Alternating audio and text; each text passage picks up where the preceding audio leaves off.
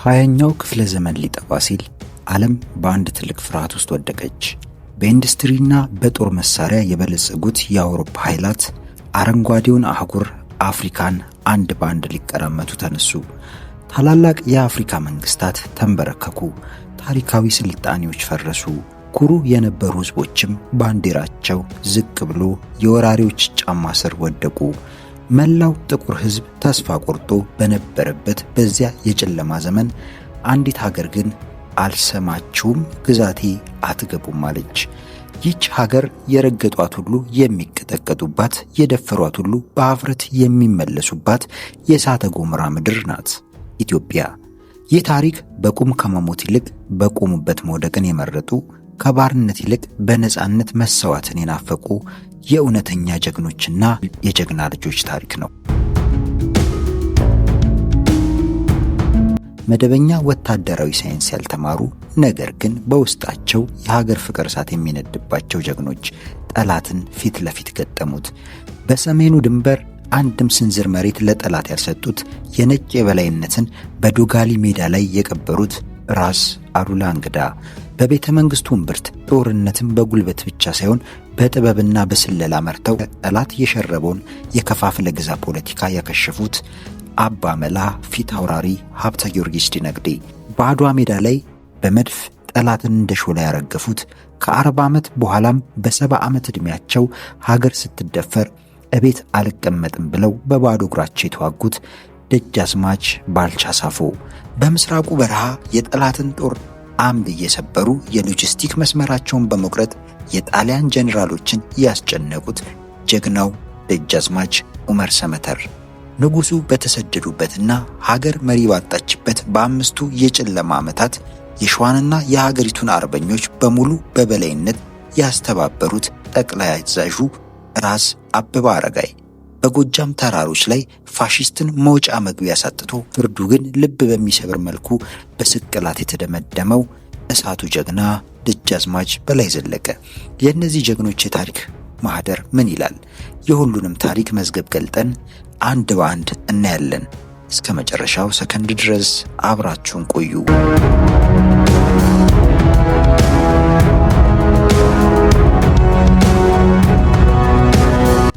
ራስ አበበ አረጋይ ነሐሴ 14 ቀን 1896 ዓ.ም በሸዋ ጠቅላይ ግዛት ጅሩ ወረዳ ውስጥ ከአባታቸው ከአፈ ንጉሥ አረጋይ በቸሬ ከእናታቸው ወይዘሮ አስካለ ማርያም ጎበና ተወለዱ። ወይዘሮ አስካለ ማርያም ጎበና የዳግማዊ አፄ ምኒልክ ጦር ጄኔራል የነበሩት የራስ ጎበና ዳጨ ልጅ ናቸው። የአበበ አረጋይ አያት ራስ ጎበና የዳግማዊ ምኒልክ የጦር አዝማችና ደጀን ሆነው ያገለገሉ ሲሆን በጊዜው የነገድና የጎሳ ብጥብጥ በነበረበት ወቅት ሁኔታውን በብረትና በጦር ለማርገብና ህዝቡን አንድ ለማድረግ ጥረት ያደረጉ ዝነኛ የጦር መሪ ናቸው። ራስ አበበ አረጋይ ለአቅመ አዳም ሲደርሱ ወይዘሮ አድማስ ወርቅ ስዩምን በሕግ አግብተው በ1918 ዓ.ም የተወለደው የበኩር ልጃቸው የሆነውን ዳንኤል አበበን በማስከተልም በ1920 የተወለደችውን ሶስና አበበን አፍርተዋል። የሕግ ባለቤታቸው ወይዘሮ አድማስ ወርቅ በሞት ሲለዩ በ1921 ዓ.ም ወንደሰን አበበን የወለዱላቸውን ወይዘሮ ቆንጂት አብነትን አገቡ።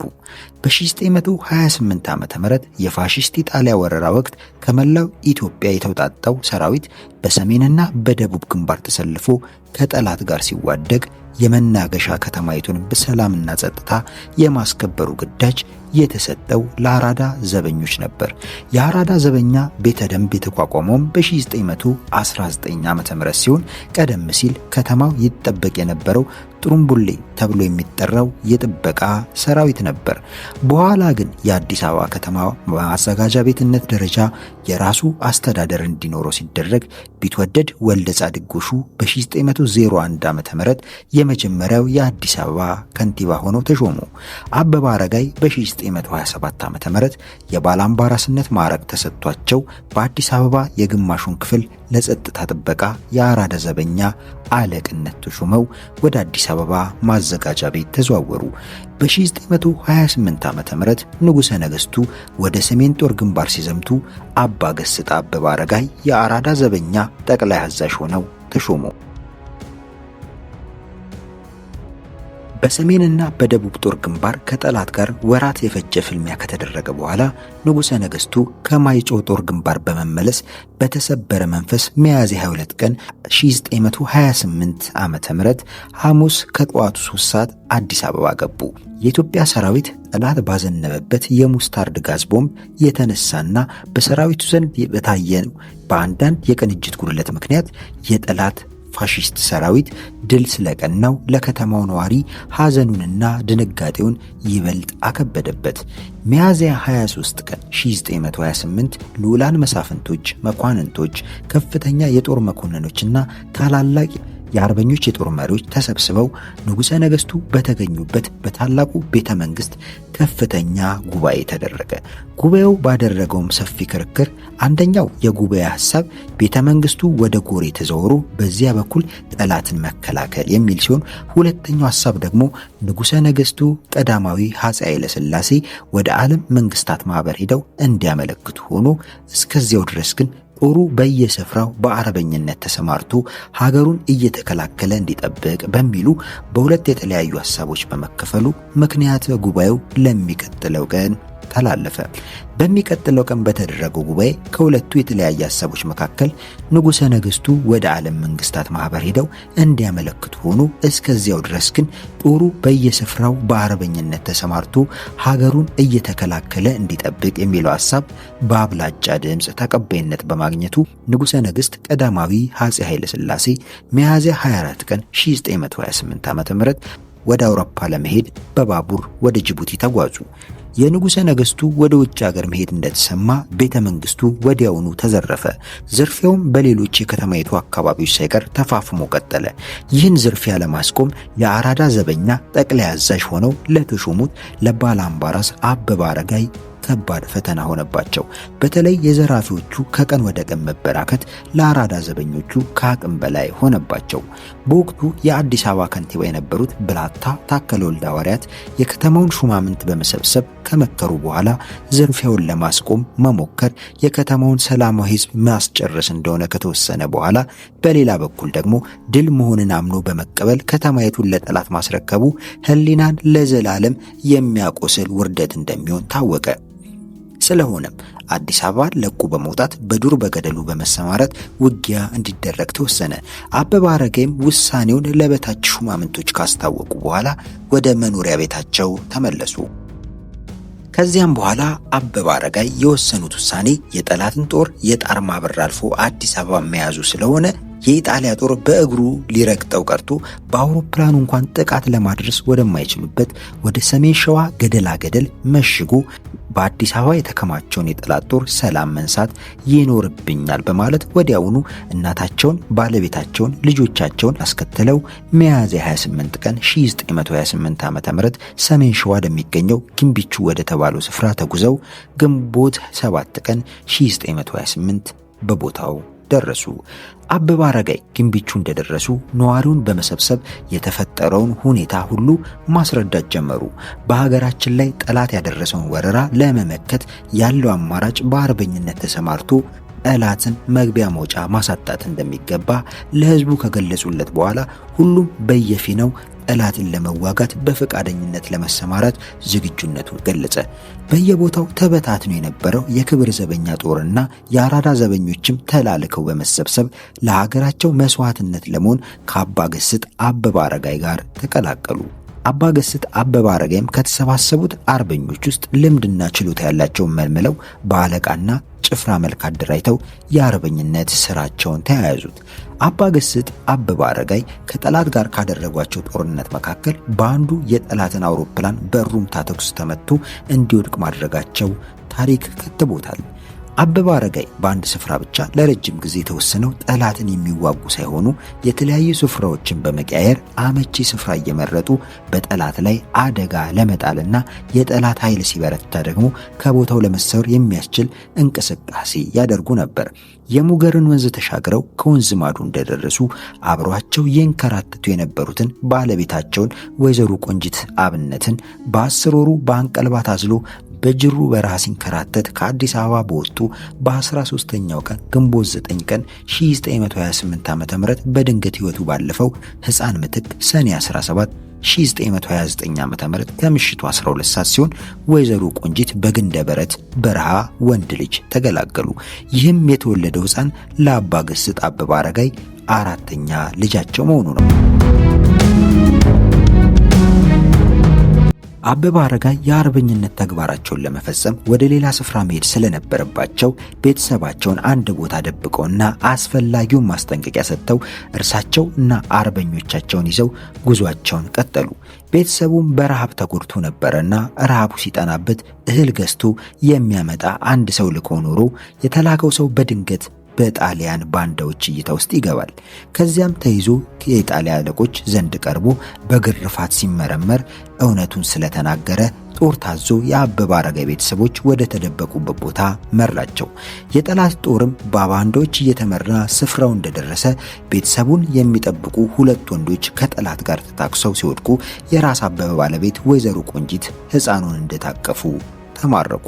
አበበ አረጋይ የቤተሰባቸውን ደህንነት ለማወቅ ሰው ቢልኩም በስፍራው እንደሌሉ ሲሰሙ ከፍተኛ ሐዘንና ድንጋጤ የተሰማቸው። በጠላት እጅ የወደቁትም ወይዘሮ ቆንጂት ከነ ቤተሰባቸው ጣሊያን ሰራሽ በሆነው ኤኔትሬ በተሰኘው የእህል ማጓጓዣ መኪና ላይ ተጭነው ወደ አዲስ አበባ እናም ከዚያ ወደ ደብረ ብርሃን ተወሰዱ። በኋላም ደጃዝማች ወዳጁ የተባሉ ሰው እንዲጠብቋቸው ተደርጎ 5 ቀን ተቀመጡ። እንደገናም ይፈለጋሉ ተብለው ወደ አዲስ አበባ ተወስደው በበጅሮንድ ለጥይበሉ ገብረ ቤት በጨለማ ክፍል ውስጥ 5 ቀናት፣ ቀጥሎም በደጃዝማች አባውቀው ቤት ለ5 ወራት ያልታሰሩ።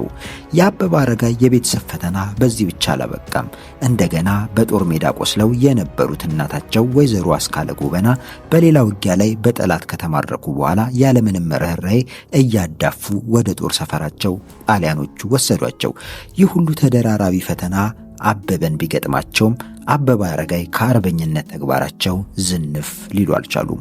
ጣሊያኖች የግንደ በረት አገረ ገዥ ያደረጉትና መሳሪያ አምጡ እያለ ሕዝብን የሚያምሰው የባንዳ ሹመኛን ለመውጋት አበበ አረጋይ ወደ ግንደ በረት ዘመቱ። የግንደ በረት አገረ ገዥ አበበ አረጋይን ለመውጋት 400 ጦር አሰልፎ እርሳቸው ወዳሉበት ስፍራ ለ2 ሰዓት ተጉዞ ሲጠባበቅ የአበበ አረጋይ ጦር ሰኔ 21 ቀን ውጊያ ገጥሞ ድል ተመታ። አበበ አረጋይ በውጊያ ከ6 ጊዜ በላይ በጥይት ተመተው ቢቆስሉም በሀገር ባህል መድኃኒት ታክመው ስለሚድኑ የአርበኝነት ተግባራቸውን አንድ ቀን አቋርጠው አያውቁም።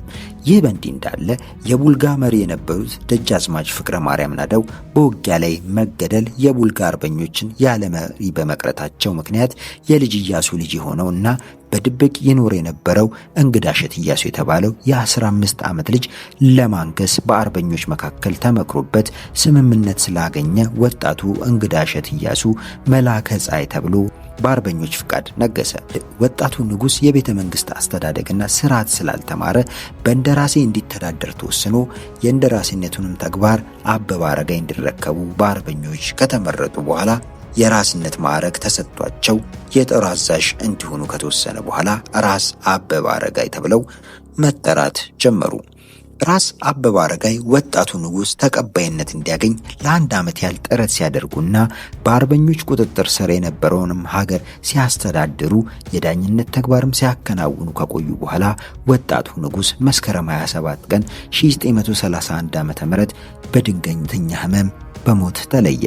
በሸዋ ክፍለ ሀገር በመንዝ የአርበኞች ማህበር እንዲቋቋም በጥቂት አርበኞች ሐሳብ ቀርቦ በጥቅምት ወር 1931 ዓ.ም በራስ አበበ አረጋይ ሰብሳቢነት ታላቅ የአርበኞች ስብሰባ ከተካሄደ በኋላ ማህበሩ በጽሑፍ ጸድቆ ተቋቋመ። በዚህም መሰረት ጥቅምት 23 ቀን 1931 ዓ.ም ማህበሩ የጥንታዊት ኢትዮጵያ የጀግኖች ማህበር በሚል ስያሜ ተቋቋመ። የማህበሩንም አመራሮች ለመምረጥ ታኅሳስ 29 ቀን 1931 ዓ.ም በተጉለት ስብሰባ ተደርጎ የማህበሩ መሪዎች ተመረጡ። በዚህም መሰረት ራስ አበበ አረጋይ የክብር ፕሬዝዳንት፣ ደጃዝማች ባሻ ኪሮስ ወልደ መስቀል ስራ አስኪያጅ፣ ብላታ ልሳኑ ሀብተወልድ ዋና ጸሐፊ ሆነው ተመረጡ። ቆየት ብሎም የአርበኞች ማህበር ስሙን አሻሽሎ የጥንታዊት ኢትዮጵያ የጀግኖች አርበኞች ማህበር ተብሎ እንደገና ተሰየመ። የማህበሩ አባላትም ቁጥር ከጊዜ ወደ ጊዜ እየጨመረ ሄዶ ከ300 በላይ ደርሶ ነበር። የራስ አበበ አረጋይ በገሪነት ፈተና የሆነበት ፋሺስት ኢጣሊያ ለራስ አበበ አረጋይ የእርቅ ድርድር ማቅረብ ጀመረ። በዚህም መሰረት በራስ ኃይሉ ተክለ ሃይማኖት በኩል የእርቅ ድርድሩ እንዲደረግ ቀደም ብለው ሞክረው ነበር። ባቀረቡላቸውም የእርቅ ደብዳቤ ጣሊያኖች ለራስ አበበ አረጋይ ደሞዝ ቆርጦ ያላቸውን ንብረት ሁሉ አስጠብቆ ሊያኖራቸው መወሰኑን ገለጹላቸው። ራስ አበበ ከጠላት ጋር በሚያደርጉት ድርድር ጠላትን ግራ በማጋባት ምንም ሊጨበጡለት አልቻሉም። በኋላም ጣሊያኖች ሌላ አካባቢ የሚገኙትን አርበኞች በመግደላቸው ድርድሩ መቅረቱን ራስ አበበ ቢያስረዷቸውም ቅሉ እነርሱ ግን በአርበኞች ዘንድ ዝነኛ አርበኛ ወይም ወደ እነሱ አሳምነው ለማስገባት ጓጉተው ስለነበር ጥረታቸውን ሳያቋርጡ ቀጠሉበት። በሌላ ጊዜ ደግሞ ጣሊያናዊው የደብረ ብርሃን ሀገረ ገዥ ሆነው ኮሎኔል ማሌቲ ለራስ አበበ አረጋይ የጽሑፍ መልእክት ላከ። በላከው የጽሑፍ መልእክትም ባለቤትና ልጅ በክብር ተቀምጠዋል። ለሀገሬ እንዳትል እስካሁን የደከምከው የሚያኮራና በቂም ነው። ምንም ትርፍ ላታገኝበት ለሸዋ ብለህ አትድከም። ይልቅስ ምክሬን ተቀብለ ወደኛ ብትገባ ይሻላል የሚል መልእክት ላከላቸው።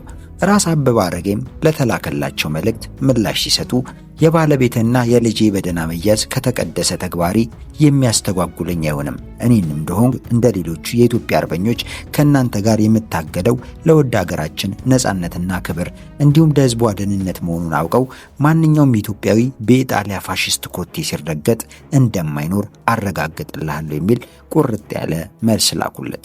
በደብረ ብርሃን እስር ቤት ምንም ሕክምና ሳያገኝ ይሰቃይ የነበረው የራስ አበበ አረጋይ ልጅ ዳንኤል አበበም በኢጣሊያን አለቆች አማካኝነት ወደ አዲስ አበባ ተወስዶ ሕክምና ከተደረገለት በኋላ ወደ ትምህርት ቤት ገብቶ እንዲማር ተደርጎ ነበር። ነገር ግን ራስ አበበ አረጋይ ለኢጣሊያ አልገባም በማለታቸው የተበሳጩት የኢጣሊያ ሹማምንቶች ዳንኤልን ከትምህርት ቤቱ አቋርጠው አባቱን እንዲያሳመን ወደ አባቱ ላኩት። ዳንኤል የአባቱን አቋም ምንም የማይለውጥ መሆኑን ሲረዳ እዚያው ቀርቶ ከአባቱ ጋር ሆኖ መታገሉን መረጠ። የኢጣሊያ ጦር አዛዥ ጀነራል ሲሮናሲ ከራስ አበበ አረጋይ ጋር እንደገና አዲስ ድርድር ለማድረግ ወሰነ። በዚህም የድርድር መንፈስ መሰረት አርበኞችን ለማስገባት ሲባል የኢጣሊያ ጦር በተጉለት በቡልጋና ከአካባቢው ካሉት ምሽጎች እንዲነሳ ጀነራል ሲሮናሲ አዘዘ። በዚህም መሰረት አርበኞቹ ምሽጉ ድረስ መሄድ ስለቻሉ የውስጥ አርበኞች በድብቅ ብዙ ጥይትና ቦምብ ሊሰጧቸው ቻሉ። የእርቅ ድርድሩ ቀጥሎ ሳለ በኢትዮጵያ የኢጣሊያ ንጉሥ እንደራሴ የሆነው ባለስልጣን ለጉብኝት ወደ ሰሜን ሸዋ ሸኖ አካባቢ ሄዶ በነበረበት ወቅት የራስ አበበ ባለቤት ምርኮኛዋ ወይዘሮ ቆንጂት አብነት በእስር ላይ መሆናቸውን አወቀ። ወደ እርሳቸውም ቀርቦ አንቺን ያየሁባት የዛሬን ቀን በጣም እኮራባታለሁ፣ ለመሆኑ ምን እንዳደርግልሽ ትፈልጊያለሽ ብሎ ሲጠይቃቸው የራስ አበበ አረጋይ ባለቤት ከእስር እንዲያስፈታቸው ጠየቁት። ባለስልጣኑም ጥያቄያቸውን ተቀብሎ ካሁን ጀምሮ ነፃ ናት፣ ወደ ፈለገችበት መሄድ ትችላለች፣ ብቸኛ ሴት ናት፣ ምን ልታደርገን ትችላለች በማለት ከእስር ቤት እንዲወጡ ፈቀደላቸው። የራስ አበበ ባለቤትም ወይዘሮ ቆንጂት ከ7 ወራት የእስር ቆይታ በኋላ አዲስ አበባ መግባት ቻሉ። አዲስ አበባም እንደደረሱ በመጀመሪያ የባለቤታቸው አክስት ከሆኑት ከወይዘሮ አዛለች ጎበና ቤት ካረፉ በኋላ በእንጦጦ ኪዳነ ምሕረትና በመጨረሻም በቀጨኔ መድኃኔዓለም አካባቢ ሊቆዩ ችለዋል። ከዚያም በኋላ በታህሳስ ወር 1932 ዓ.ም ባለቤታቸው ወደሚገኙበት ስፍራ ሄደው ከባለቤታቸው ጋር ለመገናኘት ቻሉ። በእርቁ ድርድር ሳቢያ ባለቤታቸው ከእስር መፈታታቸው በአርበኞቹ ዘንድ ራስ አበበ አረጋይ ከጠላት ጋር እርቅ እንደፈጸሙ ተደርጎ በመወሰዱ ይህ ጥርጣሬን ለማስወገድ ራስ አበበ ለአርበኞች መሪዎች በጻፉት ደብዳቤ ያደረግኩት እርቅ ፍጹም እርቅ መስላችሁ እንዳትታለሉ፣ አበበ ለጠላት ሊገባ ነው ብላችሁ የምታስቡ ብትኖሩ በእግዚአብሔር ስም እምልላችኋለሁ የኔ ሐሳብ በጦር ሜዳ የቆሰሉትን ቁስላቸው እስኪሽር፣ በበሽታ የተጎዱት አርበኞች እንዲያገግሙ፣ የታረዙት ልብስ እንዲያገኙና በቆላውና በደጋው ሲንከራተቱ የተጎዱት ከብቶቻችን እንዲያገግሙ ነው ድርድሩን የጀመርኩት በማለት ለአርበኞች መልእክት ላኩ። በዚህም መካከል በእርቅ ድርድሩ ምክንያት በተፈጠረው የተረጋጋ ሁኔታ የተወሰኑት የጅሩ አርበኛ መሪዎች ከራስ አበበ ጋር ለመመካከር ሲጓዙ በጠላት ምሽግ በኩል ሲያልፉ በምሽጉ የሚገኘው የኢጣሊያ ጦር ኃላፊ ነገ ሸኛቸዋለሁ ብሎ በሰላም የሚያስተናግድ መስሎ ወስዶ የጦር መሳሪያቸውን ተቀብሎ ካሳደራቸው በኋላ ከአለቃው ጋር ተነጋግሮ የያዛቸውን አርበኞች በሞት እንዲቀጡ አደረገ። ይህን ዘግናኝ ወሬ የሰሙት ራስ አበበ አረጋይ በአካባቢው የሚገኙ አርበኞችን ጥር 21 ቀን 1932 ዓ.ም ሰብስበው ከተመካከሩ በኋላ አርበኞችን አታሎ በሞት እንዲቀጡ ያደረገው የኢጣሊያ ጦር ኃላፊ ለነርሱ ተላልፎ እንዲሰጥ ጥያቄ እንዲቀርብ ተወሰነ። በዚህ መሰረት በአርበኞቹ አሟሟት ውሳኔ ለመስጠትና የእርቁንም ድርድር ፍጻሜ ለማድረስ የካቲት 30 ቀን 1932 ዓ.ም ጀነራል ናሲ አርበኞቹ ድረስ እንደሚመጣ ራስ አበበ ለአርበኞቹ አስረዱ።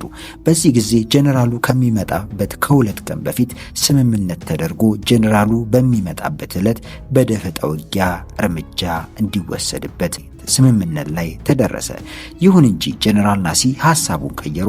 ሌሎችን ተወካዮች ልኮ እርቃችን የጸና ይሁን የሚል መልእክት በመላኩ የታቀደው ሁሉ ሳይሳካ ስለቀረ በዚህ የተበሳጩት ራስ አበበ አርበኞቹን በግፍ በመግደላችሁ እርቁን ለመቀጠል ሌላ ቀጠሮ አልሰጥም፣ እርቁ እንዳይፈርስ ከፈለክ ወንጀለኞቹን አሳልፈ ስጠኝ በማለት የተፈጸመውን የአርበኞች ግድያ ለእርቁ ማፍረሻ አድርገው በማቅረብ ቁርጥ ያለ መልስ ላኩለት።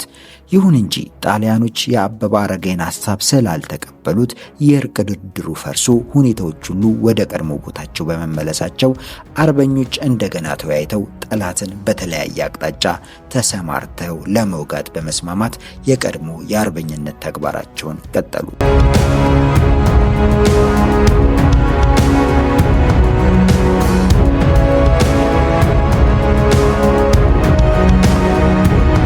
ንጉሠ ነገሥት ቀዳማዊ አፄ ኃይለ ሥላሴ ከስደት በመመለስ ከሱዳን ተነስተው ጎጃም ከሰነበቱ በኋላ በፍቼ በኩል አድርገው ወደ አዲስ አበባ ለመምጣት ሚያዝያ 22 ቀን 1933 ዓ.ም ፍቼ ሲገቡ ራስ አበበ አረጋይ ፍቼ ድረስ በመሄድ በሰልፍ ተቀበሏቸው።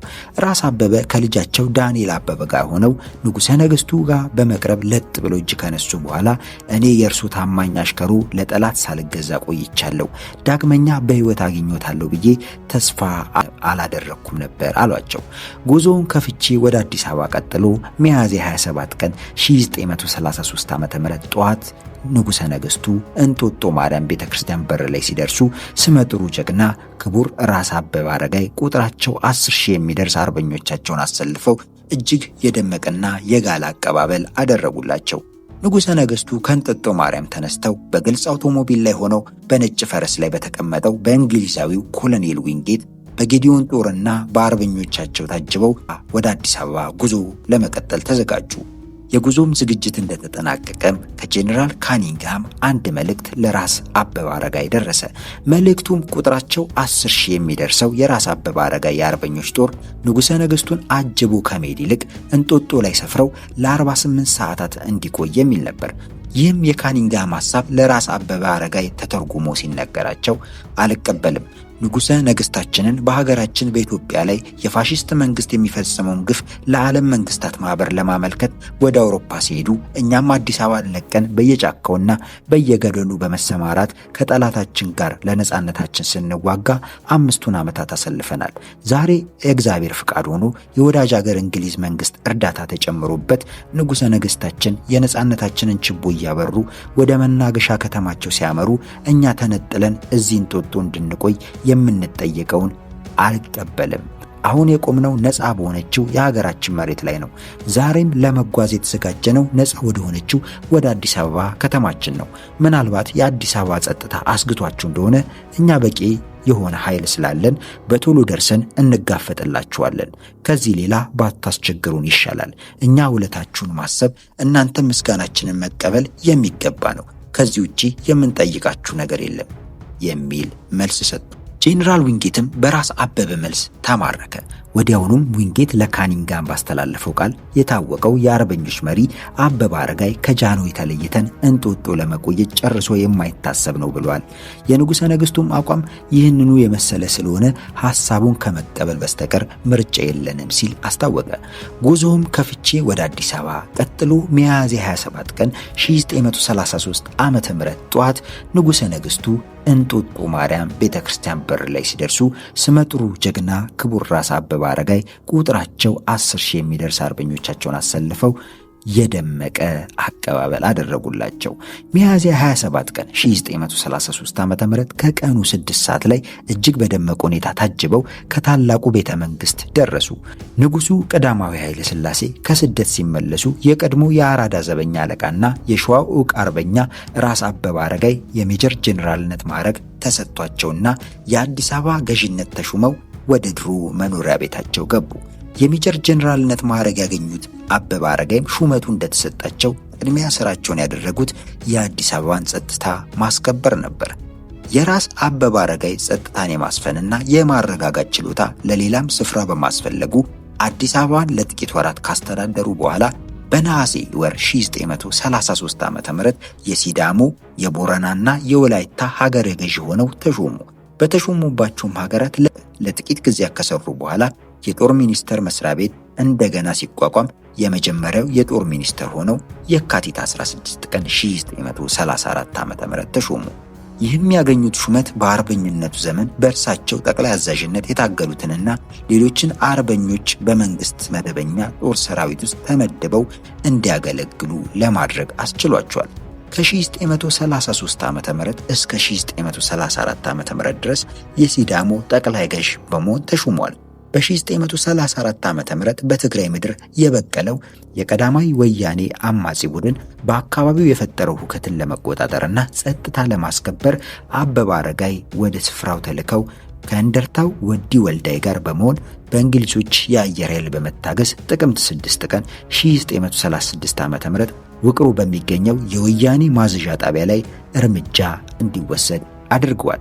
በመቀጠልም ንጉሠ ነገሥቱ የትግራይን ጸጥታ ለማስከበር አበበ አረጋይን የትግራይ ገዥ በማድረጋቸውና እርሳቸውን በወሰዱት ቆፍጠን ያለ እርምጃ የቀዳማይ ወያኔ አመጽ ጸጥ ረጭ አለ። አበበ አረጋይ ከ1939 ዓ.ም እስከ 1941 ዓ.ም ድረስ ለ2 ዓመታት ለሁለተኛ ጊዜ የጦር ሚኒስተር ሲሆኑ ለ7 ዓመታት የጦር ሚኒስተር በመሆን አገልግሏል። ግንቦት 27 ቀን 1941 ዓ.ም በሌፍትናንት ጄኔራልነት ማዕረግ የመከላከያ ሚኒስተር፣ ሰኔ 30 ቀን 1941 ዓ.ም የሀገር ግዛት ሚኒስተር፣ ከ1941 እስከ 1947 ዓ.ም ድረስ ለ6 ዓመታት የሀገር ውስጥ ጉዳይ ሚኒስተር፣ ከህዳር 18 ቀን 1950 እስከ ታህሳስ 8 ቀን 1953 ዓ.ም ድረስ ለ3 ተከታታይ ዓመታት የሀገሪቱ ጠቅላይ ሚኒስተር በመሆን አገልግሏል። በ1952 ዓ.ም መጨረሻዎቹ አካባቢ ለአበበ አረጋይ ጥሩ ጊዜ አልነበረም። የመንግስት አመራር በሁለት ጎራ ተከፈለ። አንደኛው ጎራ ንጉሠ ነገሥቱን የሚደግፍ ሲሆን፣ ሌላው ጎራ ደግሞ መንግስቱን ለመገርሰስ የፈለገ ቡድን ነበር። ንጉሠ ነገሥቱን የሚደግፈው ቡድን እነ ራስ አበበ አረጋይ ያሉበት ቡድን ሲሆን፣ የአማጺው ቡድን ደጋፊዎች ደግሞ የፖሊስ ሰራዊት ዋና አዛዥ ብርጋዴር ጀነራል ጽጌ ዲቡና የሀገሪቱ የደህንነት መስሪያ ቤት ዋና አዛዥ ኮሎኔል ወርቅነህ ገበየሁ ይገኙበታል። የመፈንቅለ መንግስቱ ዋና ጠንሳሹ ግርማሜ ነዋይ ሲሆን፣ መፈንቅለ መንግስቱ በጦር ኃይል እንዲታገዝ ስለፈለገ የንጉሠ ነገሥቱ የክብር ዘበኛ ዋና አዛዥ የሆነውን ወንድሙን መንግስቱ ነዋይን አግባብቶና አስማምቶ የአመጹ ዋና አስተባባሪ አደረገው። በተጨማሪም አቶ መኮንን ሀብተወልድ የአቶ አክሊሉ ሀብተወልድ ወንድም፣ ራስ አንደርጋቸው መሳይ የንጉሠ ነገሥቱ የመጀመሪያ ልጅ የልዕልት ተናኘ ወርቅ ባለቤትና ከ1933 ዓ.ም እስከ 1947 ዓ.ም ድረስ ለ14 ዓመታት የንጉሠ ነገሥቱ የክብር ዘበኛ አዛዥ የነበሩት ሜጀር ጄኔራል ሙሉጌታ ቡሊን የሀገሪቱን ጠቅላይ ሚኒስተር የሆኑትን ራስ አበበ አረጋይንና ሌሎችን በገነተ ልዑል ቤተ መንግስት አስሮ በመያዣነት በቁጥጥር ስር አዋሏቸው። ይህ የ1953ቱ የመንግስት ግልበጣ ሙከራ ሲከሽፍ በገነተ ልዑል ቤተ መንግስት በእስር ላይ የነበሩት የመንግስት ሚኒስትሮች ከፍተኛ ኃላፊዎች ላይ እርምጃ ከመወሰዱ በፊት ግርማሜ ነዋይ በአመፁ የተካፈሉትን የጦር መኮንኖች ሰብስቦ ሁሉም ነገር እንዳቀድነው አልሄደም፣ ነገር ግን ተልዕኳችን ስላልተሳካ ቢያንስ ኢትዮጵያን ከነዚህ ደም ጠጮች ማጽዳት አንዱ የተቀደሰ ተግባራችን ስለሆነ በምንወስደው እርምጃ እንዳታዝኑ የሚል ንግግር ተናግሮ ራስ አበበ አረጋይን ጨምሮ በመያዣነት የያዟቸውን ሶስቱን ባለስልጣኖችና ያሰሯቸውን ከ20 የማያንሱ ሌሎች የመንግስት ከፍተኛ ሹማምንቶችን ሰብስበው በመትረየስ ጥይት ደብድበው ገደሏቸው። እንዲህ ባለው ሁኔታ የአርበኛውና የጠቅላይ ሚኒስትሩ ራስ አበበ አረጋይ ህይወት በዚህ መልኩ ተቋጨ።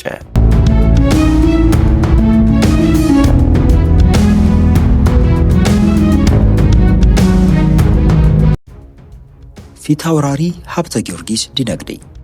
ፊታውራሪ ሀብተ ጊዮርጊስ ዲነግዴ በደቡብ ምዕራብ ሸዋ በምትገኘው ካቦ በተባለችው ስፍራ በ1843 ዓ.ም ከአባታቸው ከአቶ ዲነግዴ ቦተራና ከእናታቸው ከመት ኢጁ ተወለዱ። ዳግማዊ አፄ ሚኒሊክ የኢትዮጵያን የግዛት አንድነት ለማስጠበቅ በነበራቸው ዓላማ ወደ ጅባትና ሜጫ አውራጃ ባደረጉት ዘመቻ የራስ ጎበና ዳጨ ከፊል ጦር ባደረገው እንቅስቃሴ አንድ ቤት ውስጥ ተሸሽገው የነበሩት ሀብተ ጊዮርጊስን ሲማርኩ ሀብተ ጊዮርጊስ በእድሜ ገና ለጋ ነበሩ። ከተማረኩም በኋላ ኑሯቸውን ከአቶ አይተንፍሱ በተባለው በማረኳቸው ወታደር ቤት አደረጉ።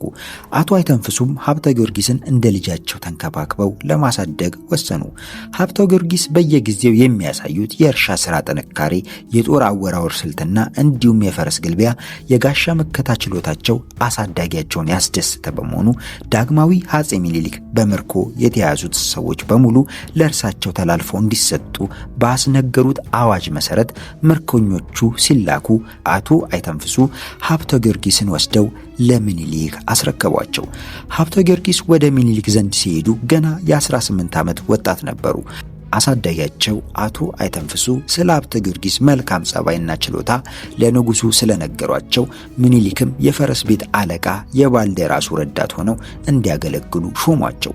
የሀብተ ጊዮርጊስ መልካም ጸባይና ችሎታም ባልደራሱን ስላስደሰተ ከበሬታንና ሽልማትን ለማግኘት ቻሉ። ከዚህም በኋላ ሚኒሊክ ሀብተ ጊዮርጊስን የቤተ መንግስታቸው የእልፍኝ አስከልካይ፣ በአሁኑ አጠራር የፕሮቶኮል ሹም አድርገው ሾሟቸው። ሀብተ ጊዮርጊስ በየዕለቱ የሚያሳዩት ቅልጥፍናና ብቃት ንጉሱን ስላስደሰታቸው በአንዳንድ ወታደራዊ መስኮችም ያሰማሯቸው ጀመር። ግንቦት 30 ቀን 1874 ዓ.ም በዳግማዊ አፄ ሚኒሊክና በጎጃሙ ንጉስ ተክለ ሃይማኖት መካከል በተደረገው የእምባቦ ጦርነት ወቅት ያሳዩት የውጊያ ችሎታና ብቃት በንጉሠ ነገሥቱ ዳግማዊ አፄ ሚኒሊክ ዘንድ የበለጠ ተወዳጅና ተመራጭ አደረጋቸው። ከዚያም በኋላ ሀብተ ጊዮርጊስ የበቾን ግዛት እንዲያስተዳድሩ ሹመት ተሰጣቸው።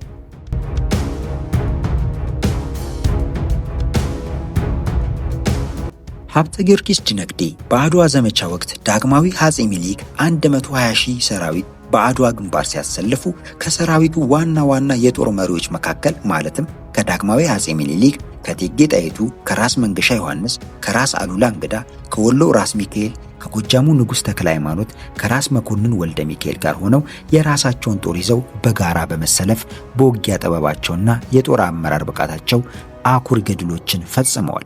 የንጉሠ ነገሥት ዳግማዊ አፄ ሚኒሊክ የጦር አለቃ የነበሩት ፊት አውራሪ ገበየው በአድዋ ጦርነት ላይ ከሞቱ በኋላ ሀብተ ጊዮርጊስ ባሳዩት መልካም ጸባይ፣ የጦር አመራርና የውጊያ ችሎታ የተነሳ የፊት አውራሪነት ማዕረግ ተሰጥቷቸው የጦር አለቃ ሆኑ። ከዳግማዊ አፄ ሚኒሊክ ጦር ጋር ተጣምረው ብዙ የደቡብ ኢትዮጵያን ግዛቶች ወደ አንድነት ለማምጣት ይቻል ዘንድ የፊት አውራሪ ሀብተ ጊዮርጊስ ዲነግዴ ጦር ከራስ ጎበና ዳጨ፣ ከወሎ ከራስ ሚካኤል አሊና ከባልቻ አባ ነፍሶ ጦር ጋር በመተባበር ለኢትዮጵያ አንድነት ከፍተኛ አስተዋጽኦ አበርክቷል። ፊት አውራሪ ሀብተ ጊዮርጊስ ዲነግዴ የቦረናን ግዛት በሚያስተዳድሩበት ወቅት 15,000 የሚደርስ ሰራዊት ካሰባሰቡ በኋላ በሰኔ ወር 1889 ዓ.ም ከምዕራብ ሸዋ ተነስተው ወደ ቦረና ተጓዙ። ሐምሌ 25 ቀን 1881 ዓ.ም የፊት አውራሪ ሀብተ ጊዮርጊስ ሰራዊት ቦረና ደርሶ ሶጊዳ በተባለ ቦታ ላይ ምሽግ ገነባ። የቦረና አባ ገዳ አዲዶዮ በአካባቢው የገዳ ጉባኤ መሰረት ከፊት አውራሪ ሀብተ ጊዮርጊስ ጋር ጦርነት መቅጠም እንደማያስፈልግ በማመን ውሳኔውን አሳለፈ። ዳግማዊ አፄ ምኒልክም በቦረና ካደረጉት የተሳካ ዘመቻ በኋላ ለፊት አውራሪ ሀብተ ጊዮርጊስ ዲነግዴ ከቦረና ግዛት በተጨማሪ የሜጫና የጅባት ግዛቶችን እንዲያስተዳድሩ ሾሟቸው። ዳግማዊ አፄ ምኒልክ የመንግስትን ሥራ ዘመናዊ ለማድረግ በማሰብ በንጉሠ ነገሥቱ አስተዳደር ዘመን በኢትዮጵያ ታሪክ የመጀመሪያ የሆነውን የሚኒስትሮች ምክር ቤት በማቋቋም ለብዙ የታመኑና የተከበሩ መኳንንቶችን መርጠው የሚኒስተርነት ሹመት ሲሰጡ ከእነዚህ ሚኒስትሮች መካከል ፊት አውራሪ ሀብተ ጊዮርጊስ ዲነግዴ የጦር ሚኒስትር ሆነው ተሾሙ። የጦር ሚኒስትር ሆነው ከተሾሙ በኋላም ጦሩ በትጥቅ እንዲደራጅ በዲሲፕሊን የታነጸ እንዲሆን ለማድረግ ከፍተኛ ጥረት አድርጓል። በጦር ሚኒስተርነት ከሚያዙት መንግስታዊ ጦር በተጨማሪ በግላቸው የሚያዙትና የሚመሩት 15000 ጦር እንደነበራቸው ይነገራል። ፊት አውራሪ ሀብተ ጊዮርጊስ ዲነግዴ ከ1901 ዓ.ም እስከ 1919 ዓ.ም ድረስ ለ10 ዓመታት ያህል የሚኒስትሮች ምክር ቤት ሰብሳቢ በአሁኑ አጠራር ጠቅላይ ሚኒስትር በመሆን አገልግለዋል። ፊት አውራሪ ሀብተ ጊዮርጊስ ዲነግዴ በውጊያ ጥበብ ሰልጥነው በዳግማዊ አፄ ምኒልክ ዘመነ መንግስት በሀገሪቱ ንጉሳዊ አስተዳደር ውስጥ ካገለገሉ በኋላ በጦር ሰራዊት ውስጥ ከፍተኛውን ወታደራዊ ሹመት አገኙ። ዳግማዊ ምኒልክ በሕመም ምክንያት አቅም እያነሳቸው በመጣ ጊዜ ማዕከላዊ ስልጣኑን እቴጌ ጣይቱ ለመቆጣጠር ሲጥሩ እቴጌይቱን ከስልጣን በማስወገድ ረገድ ለተወሰደው እርምጃና እንዲሁም በ1908 ዓ.ም ልጅ ኢያሱን ከስልጣን አውርዶ በምትካቸው ልዕልት ዘውዲቱን ስልጣን ላይ ለማውጣት በተካሄደው የፖለቲካ ውሳኔ ዋናው ተዋናይ ፊት አውራሪ ሀብተ ጊዮርጊስ ዲነግዴ ነበሩ። ብላቴናው የዳግማዊ ምኒልክ የልጅ ልጅ ኢያሱ በራስ ተፈሪ መኮንን የመተካት ሂደት የተሳካው ፊት አውራሪ ሀብተ ጊዮርጊስ ባሳደሩት ብልሃት የተሞላበት አመራር በመስጠታቸው እንደሆነ ታሪክ ጸሐፊዎች ከትበዋል። ልጅ ኢያሱም ከስልጣን እንደተነሱ ድርጊቱን በጽኑ በተቃወሙት በወሎ ንጉሥ ሚካኤልና በሸዋ መኮንንቶች መካከል የተካሄደው የሰገሌ ጦርነት ላይ ፊት አውራሪ ሀብተ ጊዮርጊስ ዲነግዴ ግንባር ቀደም የጦር አዝማች ነበሩ። ፊት አውራሪ ሀብተ ጊዮርጊስ ዲነግዴ በዳግማዊ አፄ ምኒልክ፣ በልጅ ኢያሱ፣ በንጉሥተ ነገሥታት ዘውዲቱና በቀዳማዊ አፄ ኃይለ ሥላሴ ማለትም በአራቱም የመንግስታት ዘመን የሚኒስትሮች ምክር ቤት ፕሬዝዳንትና የጦር ሚኒስተር ሆነው ያገለገሉ አይነኬና ጉምቱ ሰው ነበሩ።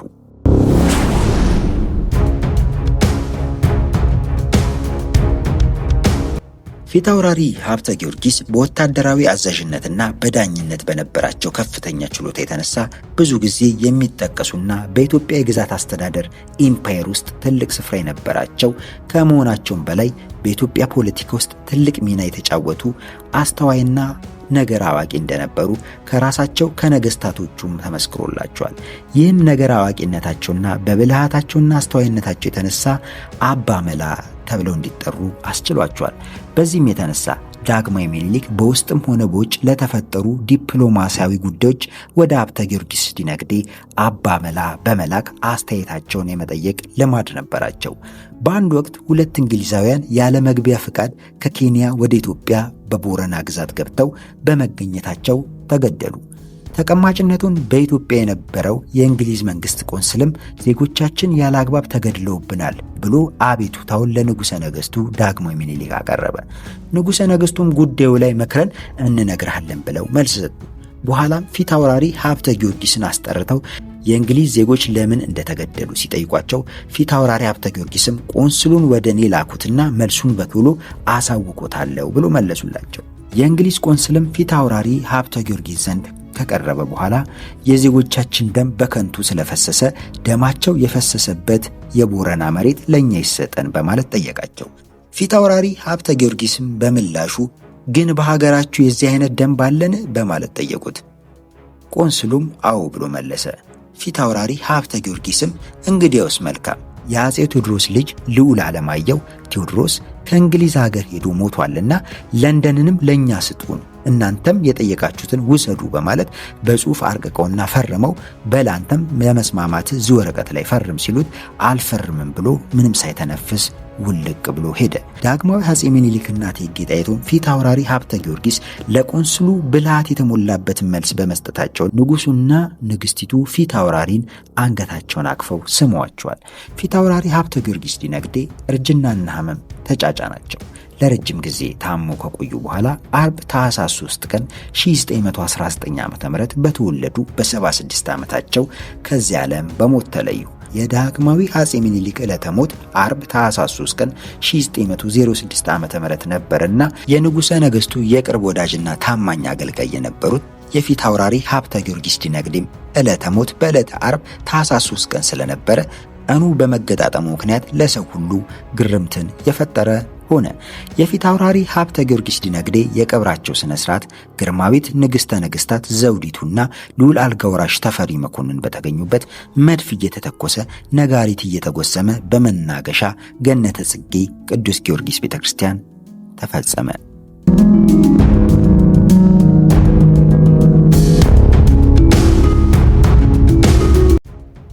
ደጃዝማች በላይ ዘለቀ። ደጃዝማች በላይ ዘለቀ በወሎ ክፍለ ሀገር በቦረና አውራጃ በጫቃታ ወረዳ በጅሩ ቀበሌ ጎጣ በከተባለው ሰፈር በ1903 ዓ.ም ተወለደ። የበላይ ዘለቀ አባት ባሻ ዘለቀ የልጅ ኢያሱ ታማኝ አገልጋይና አንጋች ስለነበሩ የባሻነት ማዕረግ የተሰጣቸው በዚያው ሳቢያ ነበር። በእርሳቸው ስርም ብዙ ሰራዊት እንደነበራቸው ይነገራል። ልጅ ኢያሱ ከስልጣን ሲወርዱ ባሻ ዘለቀ ታላቁን ወንድ ልጃቸውን በላይ ዘለቀንና የእርሱን በዕድሜ ታናሽ የሆነውን እጅጉ ዘለቀን ይዘው በወሎ ክፍለ ሀገር በቦረና ሳይንት አውራጃ ወደሚገኘው ወደ ሚስታቸው የትውልድ ስፍራ ወደሆነው ወደ ጫካታ ሄደው ለጥቂት ዓመታት እዚያው ተቀመጡ። እዚያም ሳሉ በእጃቸው የሰው ሕይወት ስለጠፋ ልጆቻቸውን ይዘው በጠፍ ጨረቃ በሌሊት ወደ ተወለዱበት ስፍራ ወደ ጎጃም ተሻግረው በብቸና አውራጃ ለምጨን ቀበሌ ገብተው መኖር ጀመሩ። ለምጨን በብቸና አውራጃ በእነማይ ወረዳ በአባይ ሸለቆ ውስጥ የሚገኝ ወርካዬ፣ አዲስ አምባ፣ የዱሃና ጎይ የተባሉ መንደሮች የሚገኙበት ከላይ ዳገት ከታች ገደል ሆኖ ቀይትና ጠጋ ተብለው በሚጠሩ ወንዞች የሚያዋስኑት ቆላማ አካባቢ ነው። እነማይ ወረዳን በሰሜን እናርጅና ወጋን፣ በደቡብ ደጀን፣ በምዕራብ ደባይ ጥላት ግን በምስራቅ ሸበል በረንታን ያዋስኑታል። የበላይ አባት ባሻ ዘለቀ ለምጨን ከተባለው አካባቢ ሲኖሩ ሳለ ሰው ገድለሃል ተብለው በ1916 ዓ.ም ቀንጦ ማርያም በተባለው ስፍራ ላይ በራስ ኃይሉ ተክለ ሃይማኖት ሌባ አዳኝ የሚል ሹመት በተሰጣቸው በፊት አውራሪ እምቢ ያለ አማካኝነት በድንገት ተከበው ባሻ ዘለቀን እጃቸውን እንዲሰጡ ጠየቋቸው። ባሻ ዘለቀም እጄን አልሰጥም በማለታቸው ተኩስ ሲከፈት ከባሻ ዘለቀ ጋር አብሯቸው ከነበሩት ከወንድሞቻቸው ከታደሰ ላቀውና ከአበጀ ላቀው እንዲሁም ከዘመዳቸው ከአለሙ መርሻና ከጓደኞቻቸው ከመንግስቱ ፈንታ ጋር በመሆን ባልሞት ባይ ተጋዳይነት ሲታኮሱ ብዙ ሰው ከገደሉ በኋላ የበላይ ዘለቀ አባት ባሻ ዘለቀ በጥይት ተመተው ሕይወታቸው አለፈ። ለመቀጣጫ እንዲሁም በማለት የባሻን እጅ ለመያዝ የመጡት ሰዎች የባሻ ዘለቀንና የዘመዳቸውን የአቶ አለሙ መርሻን ሬሳ በቤተሰቦቻቸውና በጎረቤቶቻቸው ፊት እቤታቸው በራፍ ላይ አንጠለጠሉት። ይህ አሰቃቂ ሁኔታ ሲፈጠር የአባቱን አሟሟትና የሬሳቸውን መሰቀል በአይኑ የተመለከተው የ14 ዓመት ልጅ የነበረው በላይ ዘለቀ በብስጭት እርር ኩምትር አለ። ከዚህ በኋላ በበላይ ዘለቀ አእምሮ የሚመላለሰውና የሚያልመው መበቀልና የአባቱ ደም መላሽ መሆንን ብቻ ሆነ። ሐሳቡ ሁሉ ከከብት ጥበቃና ከእርሻ ይልቅ በአባይ በረሃ ጥገኝነትን መረጠ። ስለዚህም አባቱ ሲወድቁ ጠመንጃቸውን አንስተው ያመለጡት አጎቱ አቶ ታደሰ ላቀውን የአባቱን ጠመንጃ እንዲሰጡት ጠየቃቸው። አጎቱም ልጅነቱን በመመልከት መሳሪያውን ሊሰጡት አልፈቀዱም። በላይ ዘለቀ የሕፃንነት መጥፎ ትዝታው በአእምሮ እየተመላለሰ ዓላማው ሁሉ በቀል የተሞላበት የሕይወት ጎዳናውም መንከራተት የበዛበት ሆነ።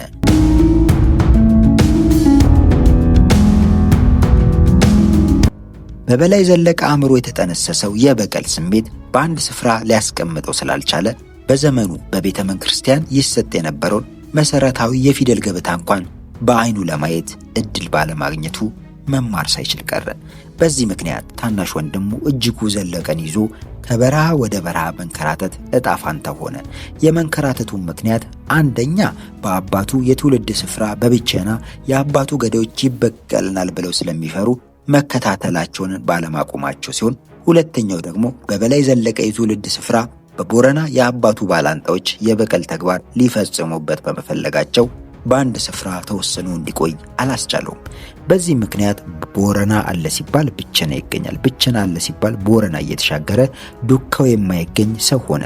በስተመጨረሻም በብዙ ውትወታ የአባቱን ጠመንጃ ካጎቱ ተቀብሎ ታናሽ ወንድሙ እጅጉን ዘለቀን ይዞ የአባቱን ገዳይ ፊት አውራሪ እምቢያለን ለመበቀል ሰውየው ወዳሉበት ስፍራ ሄደ።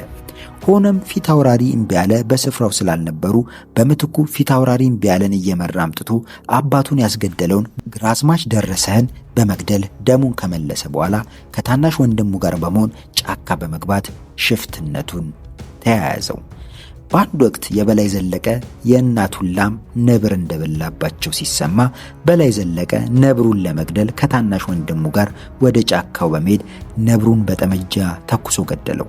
ላሟን የበላው ነብር እንደተገደለ እናቱ ሰምተው ማን እንደገደለው ሲጠይቁ በላይ እንደሆነ ሲሰሙ እናቱም አባ ኮስተር ብያለሁ ብለው ስም አወጡለት። ከዚያ ጊዜ ጀምሮ በላይ ከሚለው ስያሜ ይልቅ በአብዛኛው አባ ኮስተር ተብሎ መጠራት ጀመረ።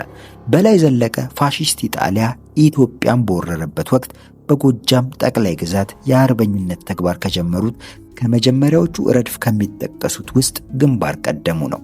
በ25 ዓመት ለጋ ዕድሜው ከወራሪው ፋሺስት ኢጣሊያ ጋር አርበኛ ሆኖ ለመፋለም ቆረጠ። ወራሪው ፋሺስት ኢጣሊያ ወደ ኢትዮጵያ ገብቶ እንደነበር በላይ ዘለቀ ያውቅ ነበርና ከዕለታት አንድ ቀን በብቸና ገበያ ቀን ሳይታሰብ 4 እርሱን መሰል ተከታዮችን አስከትሎ ከገበያው አጠገብ በሚገኝ ጉብታ ስፍራ ላይ ቆሞ ገበያተኛውን ከተመለከተ በኋላ የአገሬ ሰው ስማኝ፣ ጣሊያን የሚሉት ነጭ አገራችንን ሊወር ሚስትን ልጅህን ሊደፍር ሀብትን ሊወርስ መጥቷል። ይኸው ብቸና ገብቶ መሳሪያ አስረክቡ ብሏል። መሳሪያውን ለጣሊያን የሚያስረክብ ሰው ካለ ቤቱን አቃጥልበታለሁ በማለት ንግግር አድርጎ ህዝቡ መሳሪያውን ለጠላት እንዳያስረክብ አስጠነቀቀ። ይህን ካለ በኋላ የሄዱበት ሳይታወቅ ወዲያውኑ ከስፍራው ተሰወረ። ቀስ በቀስም የኢጣሊያ ጦር ከደብረ ማርቆስ ተነስቶ ወደ የአውራጆቹ ለማምራት መንቀሳቀስ መጀመሩን እንደሰማ ልክ እንደርሱ በተመሳሳይ ምክንያት ሸፍተው የነበሩት ባለጦር መሳሪያዎችንና ጄሌዎችን ለምክር ሰብስቦ ጎበዝ፣ ሀገራችን በጠላት ስትደፈር ዝም ብለን ብንመለከት ለሀገር ነጻነት፣ ለመንግስት ክብርና ለሃይማኖት ጽናት ሲሉ በየጦር ሜዳው ደማቸውን ያፈሰሱትና አጥንታቸውን የከሰከሱትን የአባቶቻችን አጥንት ስለሚወቅሰን የተቻለንን ሁሉ ማድረግ አለብን በማለት ወኔ ተናንቆት ሲናገር ተመሳሳይ ሐሳብና ዓላማ ያላቸው ቁጥራቸው ከ30 እስከ 50 የሚደርሱ የአንድ አያት ልጆች ከተሰባሰቡ በኋላ በበላይ መሪነት አገር ወራሪውን ጠላት ለመውጋት በአንድነት ተስማሙ። ከዚያ በኋላ በእርሱ የጎበዝ አለቃነት በምስራቅ ጎጃም በ25 ዓመት ለጋ ዕድሜው የአርበኝነት ስራውን በይፋ ጀመረ። ግንቦት 12 ቀን 1928 ዓ.ም በግምት ከቀኑ 8 ሰዓት ላይ 6 የጠላት ኮንቮዮች ከደብረ ማርቆስ ተነስተው የሚሄድበትን አቅጣጫ የሚያሳዩ በገንዘብ በተደለሉ ባንዳዎች እየተመሩ ወደ ብቸና አቅጣጫ በመጓዝ ላይ ነበሩ። እነ በላይ ዘለቀ ጥቅጥቅ ያለ ጫካ በሚገኝበት ረባዳ ስፍራ አድፍጠው ስፍራቸውን ይዘው ሲጠብቁ ሳሉ 4ቱ የጠላት መኪኖች ተከታትለው አልፈው 5ኛው መኪና እንደደረሰ በላይ ዘለቀ በሰጠው የተኩስ ትዕዛዝ በኮንቮዮቹ ላይ በአንድነት የጥይት ሩምታ አዘነቡባቸው። በመጀመሪያው መኪና ላይ የነበሩት 4 የኢጣሊያ ወታደሮችና 2 ባንዶች ሲሞቱ ከወገን በኩል አንድ ሰው ሲሞት አንዱ ቁስለኛ ሆኗል። ከዚህ ፈጣን ከሆነ የደፈጣ ውጊያ በኋላ እነ በላይ ዘለቀ የማረኩትን ቦምብና መሳሪያ ይዘው በጫካው ውስጥ ከደበቁት በኋላ ከስፍራው በፍጥነት ተሰወሩ። በብልህነቱ፣ በአዳማጭነቱ፣ በአስተያየት ጥልቀቱ በላይ ዘለቀ የሚተማመንበት የልጅነት ጓደኛው ቢሰውር ከከተማ ወደ ገጠር ከገጠር ወደ ከተማ በመመላለስ ጠቃሚ መረጃ ያቀርብለት ስለነበር አባ ኮስተር በላይ ድል በድል ላይ ይቀዳጅ ጀመረ።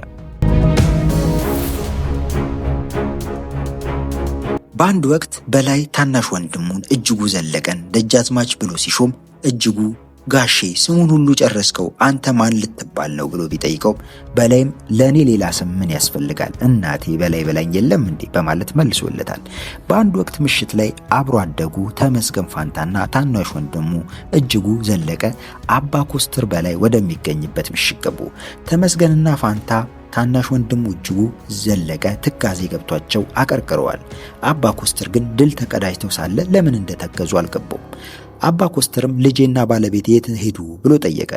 የእጅጉ ዘለቀ እንባ ኩልል ብሎ ሲወርድ ያየው አባ ኮስተር ደንገጥ ብሎ ምን ነው ሞቱ እንዴ ብሎ እጅጉን ጠየቀው። ሚስትህን እና እናትን ልጅህን ጠላት ማርኮ እንደወሰዳቸው እንደሰማው ለማስለቀቅ ብዙ ለፍቼ ነበር፣ ነገር ግን ሳይሳካልኝ ቀረ። ባለቤትህን ግን ጠላት ያለችበት አካባቢ እንደደረሰ እንደ ወንድ ለብሳ ከእህቷ ጋር ሆና ከጠላት ጋር ሲዋጉ በመትረየስ ጥይት ተመተው ሁለቱም ሞተዋል የሚል መልስ ሰጠ። አባ ኮስተር ይህንን መርዶ ሲሰማ አላለቀሰም፣ ግን ከባድ ሐዘን ተሰማው። ቀኝ እጁ የተቆረጠ ያህል ተሰማው። አባ ኮስተር የባለቤቱን እህትና አጎቱን ብቻ ሳይሆን ያጣው በርካታ ተከታዮችንም በሞት ተነጠቀ። በ5 ዓመቱ የአርበኝነት ዘመኑ በሕዝብ ዘንድ እጅግ ተወዳጅ፣ ጠላትን ያረበደበድና በተከታዮቹም ዘንድ ሞገስ ያገኘ፣ የተከታይ አርበኛውም ቁጥር ከሌሎች የአርበኞች መሪዎች ቁጥር የላቀና ቆራጥ የአርበኛ መሪ መሆኑ በላይ አስመስክሯል። ንጉሠ ነገሥት አፄ ኃይለ ሥላሴ ከ5 ዓመቱ ስደት በኋላ ወደ መንበረ ሥልጣናቸው ሲመለሱ ደጃዝማች በላይ ዘለቀ በሕዝብ ዘንድ እጅግ ተወዳጅ፣ ዝናውም የናኘ ሆኖ አገኙት። ይህም በመሆኑ በንጉሠ ነገሥቱና በመኳንንቱ ዘንድ እምብዛም አልተወደደም። በዚህ ምክንያት በአርበኝነት ከኖረበት ዝናን ካገኘበት ሀገር አንስተው በራስነት ማዕረግ በደቡብ ኢትዮጵያ አገረ ገዥነት ሹመት ሰጡት። ደጃዝማች በላይ ግን ሹመቱን ለመቀበል ፈቃደኛ አልሆነም። ለሌሎች የጎጃም አርበኞች መሪዎች በንጉሠ ነገሥቱ የተሰጣቸው ከፍተኛ ክብርና ማዕረግ ደጃዝማች በላይ ዘለቀን ማስኮረፉ አልቀረም።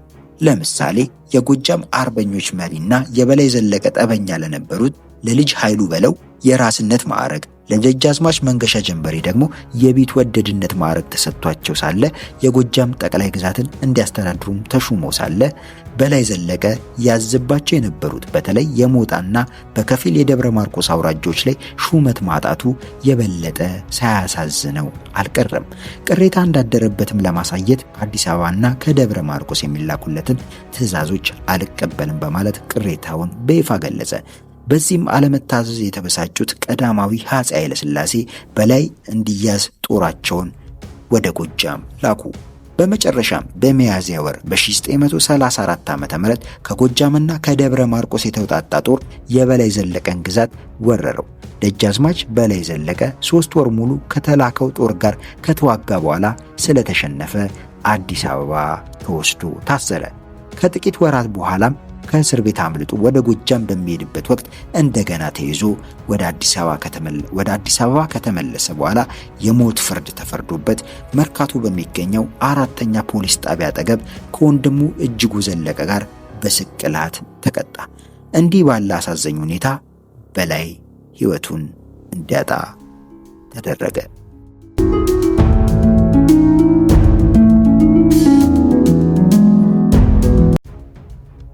ደጃዝማች ዑመር ሰመተር። ደጃዝማች ዑመር ሰመተር በሶማሊያና በኢትዮጵያ ድንበር አካባቢ ካልካይ በተባለው ስፍራ በ1880 ዓ.ም ተወለዱ። በ1888 ዓ.ም ፋሺስት ኢጣሊያ ለመጀመሪያ ጊዜ ኢትዮጵያን ሲወር ደጃዝማች ዑመር ገና የ8 ዓመት ልጅ ነበሩ። የልጅ ልጃቸው የሆነው ጉሌድ አህመድ ሳላድ እንደሚያስረዳው ዑመር ሰመተር አሉላን በተባለው ቦታ ተወልደው እዚያው እንዳደጉ ይናገራል። የቁርአን ትምህርትም ከተከታተሉ በኋላ ለተጨማሪ ትምህርት ወደ ኤደን ሀገር ሄደው ትምህርታቸውን ተከታትለው ወደ አገር ቤት እንደተመለሱ ያወጋል። ወደ ሀገራቸውም ተመልሰው የቁርአን ትምህርት በማስተማር ላይ ሳሉ ፋሺስት ኢጣሊያ ለሁለተኛ ጊዜ ኢትዮጵያን ስትወር የ48 ዓመቱ ጎልማሳ ስለነበሩ ሀቢዮን ወደ ተባለው የኢጣሊያ ወታደሮች ወደ ሰፈሩበት ቦታ በማምራት እነርሱን መዋጋት ጀመሩ። ከዚያም ወደ ደገሃቡር በመሄድ ከጦር አለቆቻቸው መሪዎች ከነበሩት ከደጃዝማች ገብረ ማርያም ጋሪ ጋር ተገናኙ። ደጃዝማች ገብረ ማርያም የዑመር ሰመተር ጀግንነትን ተመልክተው ነበርና ከኦጋዴን አካባቢ ከነበሩት ወታደሮች መልምለው እንዲቀጥሩ ለዑመር ሰመተር ፈቀዱላቸው። በዚህም ጊዜ ዑመር ሰመተር የፊት አውራሪነት ማዕረግ እንደተሰጣቸው ተደረገ። ፊታውራሪ ኡመር ሰመተር ከደጃዝማች ነሲቡ ዘአማኑኤል እና ከደጃዝማች አፈወርቅ ወልደ ሰማያት ጋር ሆነው በጋራ ፋሺስቶችን ተዋጉ። በተለይ ለሀገራቸው ነጻነት ሲሉ ደጃዝማች አፈወርቅ ወልደ ሰማያት በጦር ሜዳ መስዋዕት ሲሆኑ አርበኞችን እያረጋጉ ጦሩን ይመሩ የነበሩት ደጃዝማች ኡመር ሰመተር ነበሩ። ከዚህ በመለስ ፊታውራሪ ኡመር ሰመተር ሰላዮቻቸውን ወደ ሶማሊያ በመላክ የጠላትን እንቅስቃሴ በመሰለል የሀገራቸውን አርበኞች ቅድሚያ ጥንቃቄ እንዲወስዱ እገዛ አድርገዋል። በወልወል ግጭት ወቅትም የምስራቅ አፍሪካ የኢጣሊያ ጦር መሪ ከነበረው ዴልዴሎ ከተባለው ሰው ጋርም ፊታውራሪ ኡመር ሰመተር ጦርነት ገጥመው መሪውን ገድለው ትጥቁን ማርከዋል። በተለይ 6 ባታሊዮን ጦር ይዞ ወልወል ላይ ጦርነት በከፈተው የኢጣሊያ ጦርነት ላይ ተገኝተው ከፍተኛ የአርበኝነት ተጋድሎ ማድረጋቸው ታሪክ ዘግቦታል። እዚህ ጋር የሚነሳው የጀግናው ኡመር ታሪክ ኤልቦር በተባለው ስፍራ በኡመር ሰመተር ላይ ያንዣበበው አደጋ የቀለበሱበት አጋጣሚ ነበር። በ6 ባታሊዮኑ ጦር የተከበበው የፊታውራሪ ኡመር ሰመተር ጦር በጀግንነት ምሽጉን ሰብሮ በመውጣት የመከላከያ ወረዳ በመያዝ ጦራቸውን መልሰው ካደራጁ በኋላ በጠላት ላይ የመልሶ ማጥቃት እርምጃ ለመሰንዘር ዝግጅታቸውን ጨረሱ። በኋላም በ1930 ዓመተ ምህረት በአንድ ሌሊት በ6 የጣሊያ ጦር ላይ ድንገተኛ ጥቃት በማድረስ ብዙ የጠላት ወታደሮች በመግደል በርካታ የጠላትን መሳሪያዎች በመማረክ ከፍተኛ ጀብዱ ፈጽመዋል። ኡመር ሰመተር በተካፈሉባቸው የአውደ ውጊያዎች ሁሉ ወንድሞቻቸውንና 54 የሚደርሱ ልጆቻቸው ይሳተፉ ስለነበር ከ11 በላይ ልጆቻቸው በጦርነት ግንባር ሲሰዉ በሌሎች ወንድሞቻቸውም ላይ የአካል ጉዳት ደርሶባቸዋል። በተለይ ሳላድ የተባለው ልጃቸው አይኑ ጠፍቶ እግሩም ተቆርጦ ነበር። ሌሎች የቤተሰቦቻቸውም አባላት ለከፍተኛ ጉዳት መዳረጋቸው ይነገራል። ፋሺስት ኢጣሊያ የእርቅ ድርድር ለማድረግ ከሌሎች አርበኞች ጋር በሞከረበት ወቅት የቀረበው ጥያቄ ኡመር ሰመተር እጃቸው ተይዞ ይሰጠኝ የሚል ነበር። ጀግናው አርበኛ ደጃዝማች ኡመር ሰመተር ይህን ያህል ለፋሺስቶቹ እሸት ሆነው ነበር። ከጥቂት ጊዜም በኋላ ፋሺስት ኢጣሊያ ወረራውን በኢትዮጵያ ሰሜን ግንባርና በደቡብ ግንባር ሲያስፋፋ ኡመር ሰመተር መረጃው ስለነበራቸው ጦራቸውን አዘጋጅተው ይጠባበቁ ጀመር። በኦጋዴን ድንበር የወልወል ግጭት ወቅትም ወደ ወልወልና ወደ ቆራሂ በመምራት ከጠላት ጋር መፋለማቸውን ተያያዙት።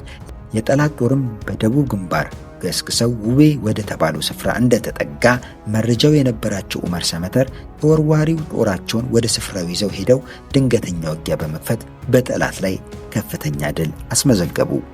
ኡመር ሰመተር በርካታ ውጊያዎችን በፈጸሙት በዚያን ወቅት በ6 እና በ7 ጥይቶች ተመተው በከባድ ሁኔታ ቆስለው ስለነበር ውጊያውን ለመቀጠል የማይችሉበት ደረጃ ላይ ስለደረሱ ወደ ጅግጅጋ ወሰዷቸው። እርሳቸው ግን ብዙም ሳይቆዩ የአካባቢውን ሰዎች በማስተባበር ሸቀጦቻቸውን እየሸጡ ጥይትና መሳሪያ እየገዙ ለሚዋጋው የኢትዮጵያ ወታደር እንዲላክ ያስተባብሩ ጀመር። ሆኖም የጀግናው አርበኛ ደጃዝማች ኡመር ሰመተር ቁስላቸው እየበረታ በመሄዱ ሕክምና እንዲያገኙ በማሰብ ወደ ሃርጌሳ ተልከው በኬንያ በኩል ወደ ለንደን ተወስደው ጦርነቱ እስከሚያበቃ ድረስ እዚያው እንዲቆዩ ተደረገ። በመጨረሻም የሀገራቸው ነጻነት ሲመለስ ከንጉሠ ነገሥቱ ቀዳማዊ አፄ ኃይለ ሥላሴ ጋር አብረው ወደ ሀገራቸው ኢትዮጵያ ተመለሱ። ከጊዜያት በኋላ ኡመር ሰመተር ሰውነት ውስጥ የቀሩት ጥይቶች ለማስወጣት ወደ ውጭ ሀገር ተልከው 5ቱን ጥይቶች ብቻ አስወጥተው ወደ ሀገራቸው መመለሳቸውን የልጅ ልጃቸው ወይዘሮ አይሻ ሰላድ ኡመር ሰመተር ያስረዳሉ። ከነጻነት በኋላም ለሀገራቸው ነጻነት ሲሉ ከጠላት ጋር አብረዋቸው የተዋጉትን አርበኞችና አርበኞች መሪዎችን በማሰባሰብ የደጃዝማችነት ማዕረግ በንጉሠ ነገሥቱ በማሰጠት በኦጋዴን ግዛት የጅጅጋ አውራጆች ገዥ ሆነው እንዲሾሙ ተደርገዋል። ደጃዝማች ኡመር ሰመተር በሰውነታቸው ውስጥ የቀሩትን ጥይቶች ስላልወጡላቸው ቁስላቸው እያመረቀዘ ስለተቸገሩ ወደ ሐረር ከተማ በመሄድ ሐኪሞች ባሉበት ቦታ ሁሉ እየተዘዋወሩ ለመታከም ጥረት ቢያደርጉም ለመዳን ግን ሳይችሉ ቀሩ። ደጃዝማች ኡመር ሰመተር በጎልማሳነት ዕድሜያቸው በተወለዱ በ56 ዓመታቸው መጋቢት 10 ቀን 1936 ዓ.ም ከዚህ ዓለም በሞት ተለዩ። አስክሬናቸውም ሐረር በሚገኘው የአብደል መካነ መቃብር የንጉሱ ተወዳጅ ልጅ የሐረሩ መስፍን ልዑል መኮንን ኃይለ ሥላሴ እና ሌሎች መሳፍንቶችና መኳንንቶች እንዲሁም ሹማምንቶቻቸው በተገኙበት ሙስሊም ሆነ ክርስቲያኑ ህብረተሰብ በነቂስ ወጥቶ በወታደራዊ ስነ ስርዓት ታጅቦ የቀብር ስነ ስርዓታቸው በአማረ መልኩ ተፈጸመ።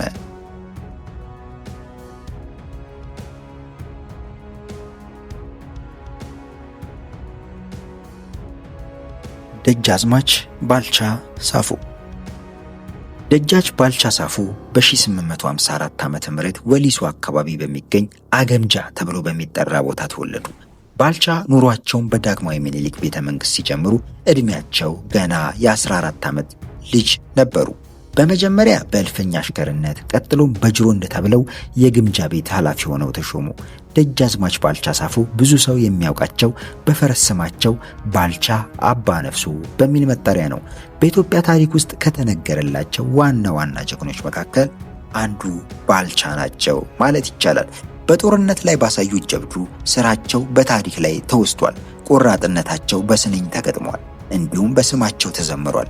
በጅሮንድ ባልቻ ከአድዋ ጦርነት በፊት በ1874 ዓ.ም በእምባቦ፣ በ1879 ዓ.ም በሐረርጌ እንዲሁም በ1887 በወላይታ በተደረጉ ጦርነቶች በመሳተፍ ጀግንነታቸውን አስመስክረዋል።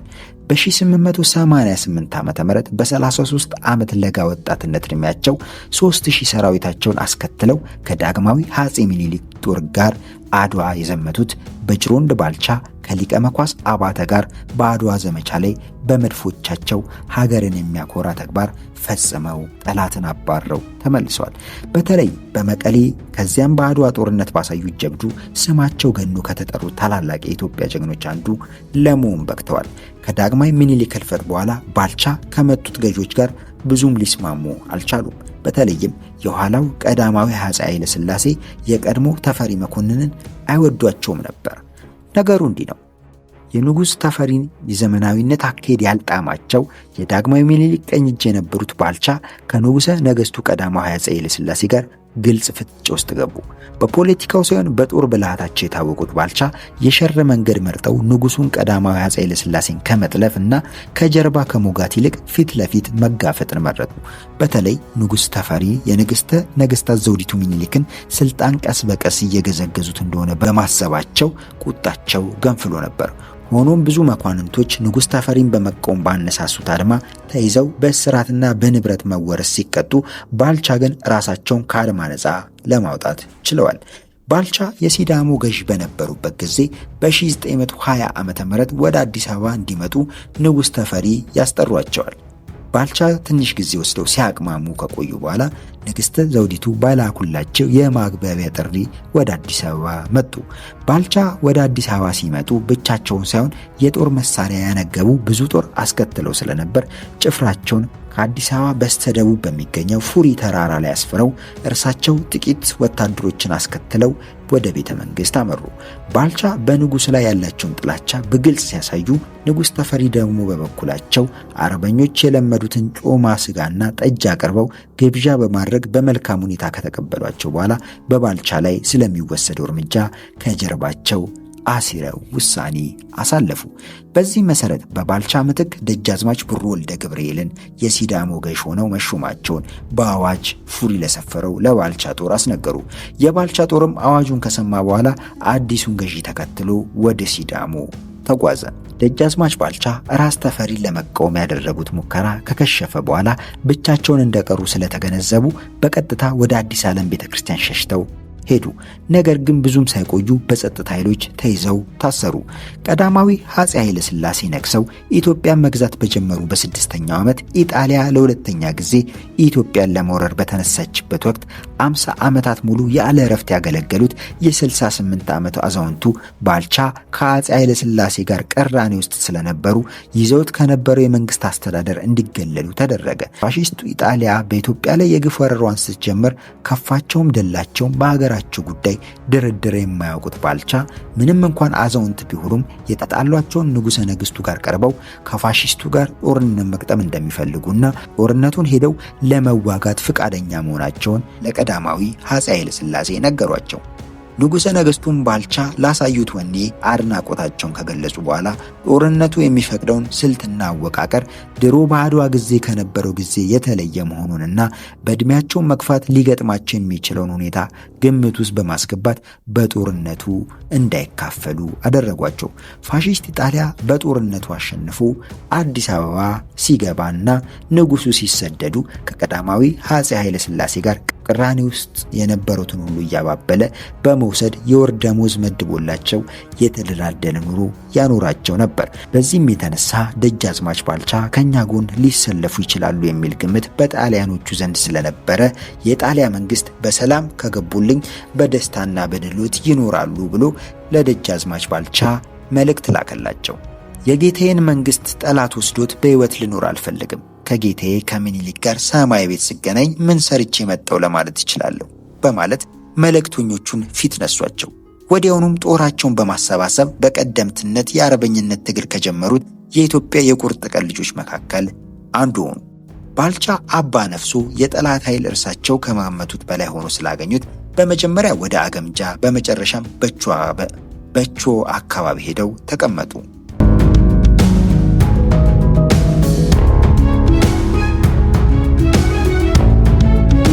በቾ በነበሩበት ጊዜ ጀነራል ሩዶልፎ ግራዚያኒ የአገሩ ንጉሥ የወረሰቦትን ሀብት እንመልሶለታለን ወደኛ ይግቡ ብሎ በጽሑፍ ቢልክላቸው ባልቻ ግን ይድረስ ለግራዚያኒ ገንዘቤን አንተ ከምትመልስልኝ የአገሬ ንጉሠ ነገሥት የወረሰኝ እሱ ይሻለኛል፣ አንተም በሞት እንጂ በሕይወት አላየም የሚል መልስ ከላኩለት በኋላ ግራዚያኒ ኮሎኔል ፕሪንቺፖሊ የተባለውን መኮንን ባልቻን እንዲወጋቸው አዘዘ።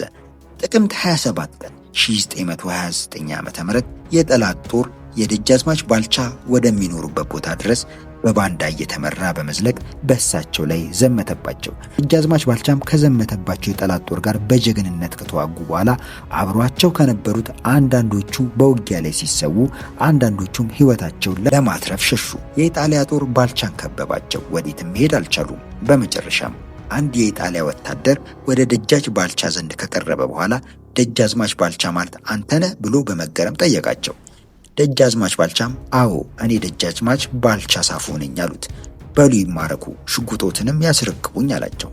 ደጃዝማች ባልቻም እኔ እጅ የምሰጥ ሰው አይደለሁም፣ ትጥቄንም አልሰጠም ብለው ሽጉጣቸውን አውጥተው የጣሊያን ጦር መኮንኑን ተኩሰው ገደሉት። በዚህ የተናደዱትና ቦታው የነበሩት የጠላት ወታደሮችም በጀግናው አዛውንት ደጃዝማች ባልቻ ሳፎ ላይ የጥይት ሩምታ አዘነቡባቸው። የአድዋው አርበኛ ጀግናው ደጃዝማች ባልቻ ለሀገራቸው ነጻነት ሲሉ በሽምግልና ዕድሜያቸው ወራሪውን ፋሺስት ኢጣሊያን በቆራጥነት ተዋግተው በተወለዱ በ73 ዓመታቸው እንዲህ ባለ አኳኋን አረፉ።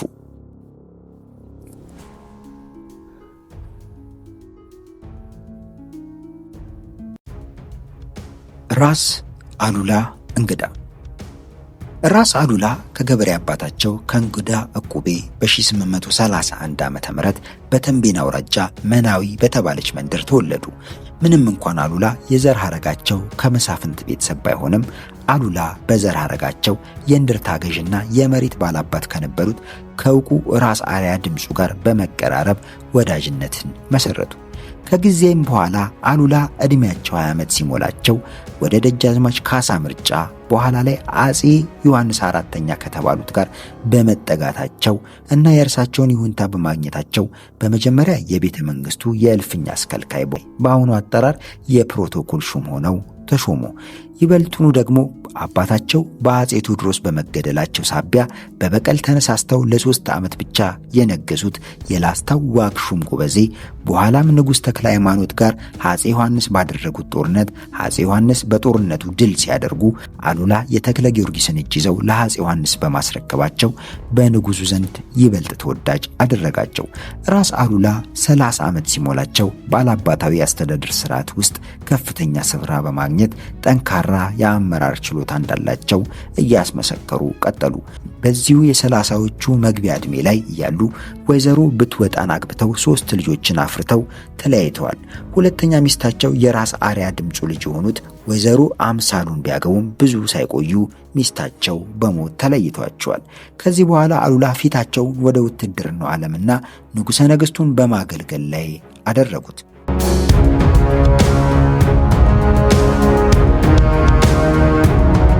በማህዲስት የሱዳን ጦርና በኢትዮጵያ ሰራዊት መካከል የመጀመሪያው ውጊያ በተደረገው መስከረም 23 ቀን 1875 ዓ.ም በአስመራና በከሰላ አጋማሽ ላይ በሚገኘው ኩፊት በተባለው ስፍራ ላይ ነበር። ማህዲስቶች አብዛኛውን በኤርትራ የሚገኙትን ጎሳዎች ለማሳመን ጥረት አድርገው ነበር። ሁለቱም ኃይሎች በጊዜው በጦር ሜዳ ስምና ዝና በነበራቸው ጄኔራሎች የሚመሩ ነበሩ። የማህዲስቶቹ ጦር በኦስማን ዱክ የሚመራ ሲሆን የኢትዮጵያ ጦር ደግሞ በአሉላ አባ ነጋ የሚመራ ነበር። ውጊያው ከተጀመረ በኋላ ማህዲስቶቹ በውጊያው ብልጫ ስለነበራቸው በኢትዮጵያ ጦር ላይ ጉዳት ከማድረሳቸውም በላይ አሉላም በውጊያ ላይ ቆስለው ነበር። በኋላም የኢትዮጵያ ጦር በውጊያው በርትቶ ስለተዋጋ ድሉ የኢትዮጵያውያን ሆነ። በዚህ ውጊያ 3000 የማህዲስት ወታደሮች ሲሞቱ በኢትዮጵያ ጦር በኩል የአሉላ ዋና የጦር አዝማች የነበሩት ብላታ ገብሩና አሳላፊ ሀጎስን ጨምሮ የማህዲስቶችን ግማሽ ያህሉ ሞቱ። የራስ አሉላ ቀዳሚና ዋና አጀንዳ የኢትዮጵያን ግዛት አንድነት በማስከበር ዋስትና ማግኘት ነበር። አሉላ በህይወት ስምምነት ከብሪታንያ ጋር የተዋዋሉበት ዋናም ዓላማ ድርቡሾችን ለመቆጣጠር በማሰብ ሲሆን፣ በአንጻሩ ግን ጣሊያኖች በሰሜን ኢትዮጵያ በቀይ ባህር አካባቢ መስፈር ምክንያቱን የእንግሊዞች ጁንታ እንዳለበት አጠራጠራቸው። እንግሊዞች በአፍሪካ ቀንድ ውስጥ የሚያካሂዱት ፖለቲካ በዋናነት ሁለት መልክ ያለው እንደሆነ አሉላ ምንም ጥርጣሬ አልገባቸውም። ሃጌ ኤልሪች የተባለው እስራኤላዊ የታሪክ ምሁር ኢትዮጵያና የገጠማት የነጻነት ፈተና በሚል ርዕስ በጻፈው መጽሐፉ ላይ ራስ አሉላ የተናገሩትን ሲጠቅስ እንግሊዞች የህይወትን ስምምነት አፍርሰው ሀገሬን ጣሊያኖች እንዲወስዱት ሲፈቅዱ ምን ለማድረግ ፈልገው ነው? በከረን የሰፈረውን የግብጾች ጦር አልተውኩላቸውም ነበርን? ምንም ቢዘገይም በከሰላ አልተዋጋውላቸውም ነበርን? የሚቻለንን ሁሉ አላደረግኩላቸውም ነበርን? እናንተ እንግሊዞች የፈለጋችሁትን ካደረግንላችሁ በኋላ እኛን ተዋችሁንን? በማለት አሉላ ከኩፊት ጦርነት በኋላ ከቁስላቸውን በዛም ሳያገግሙ ወደ አስመራ መመለስ ግድ ሆነባቸው። ከከሰላ ውጊያ በኋላ አሉላ ፈጥነው 5000 ተዋጊ ሰራዊታቸውን ወደ አስመራ በማንቀሳቀስ ጊንዳና ሳዕጢ በተባሉ ስፍራዎች አሰፈሩ። አሉላ ከጣሊያኖች ጋር ውጊያ ከመጀመራቸው አስቀድሞ ከአይለት አውራጃ አስተዳዳሪ ከሆኑት ከሻለቃ አርአያና ከጊንዳ አስተዳዳሪ ከሆኑት ከባላምባራስ ተሰማ ባገኙት መረጃ መሰረት ጣሊያኖች ይዞታቸውን ወደ ምጽዋ በማስፋፋት ላይ መሆናቸውን ለአፄ ዮሐንስ ሪፖርት አደረጉላቸው። ይህን የጣሊያኖች ወደ ቀይ ባህር መስፋፋት አሉላ ዝም ብለው ለመመልከት አልፈለጉም። ይልቁንም የህይወት ስምምነት ላይ እንግሊዝን ወክሎ የተስማማው የአድሚራል ዊሊያም ህይወት ረዳት ለሆነው ለሃሪሰን ስሚዝ እንግሊዞች የህይወትን ስምምነት እንዳፈረሱና ቃላቸውን እንዳላከበሩ ይልቁንም ከቱርክ በስተቀር ሁሉም የአውሮፓ ሀገራት ጣሊያኖች ወደ ምጽዋ መስፋፋታቸውን ሁሉም እንደደገፉትና ሶም ውሸታም ናቸው ብለው ነገሯቸው። አሉላ ወደ ጎጃም ተሻግረን ለአባይ ድልድይ በመስራት የጎጃሙን ንጉሥ ተክለ ሃይማኖትን እናግዛለን በማለት ራሳቸው መሐንዲሶች ነን በማለት ለስለላ ለመጓዝ አቅደው የነበሩትን የጣሊያን ሰላዮችን ይዘው አሰሯቸው። ጣሊያኖች ህግና ስምምነትን ጥሰው የያዙትን የኢትዮጵያ መሬት ለቀው የማይወጡ ከሆነ ጣሊያኖች ያለ ርኅራኄ እንደሚደመስሷቸው ምጽዋ ለሚገኘው የጣሊያ ጦር ወኪል አሉላ በጽሑፍ አስጠነቀቁት።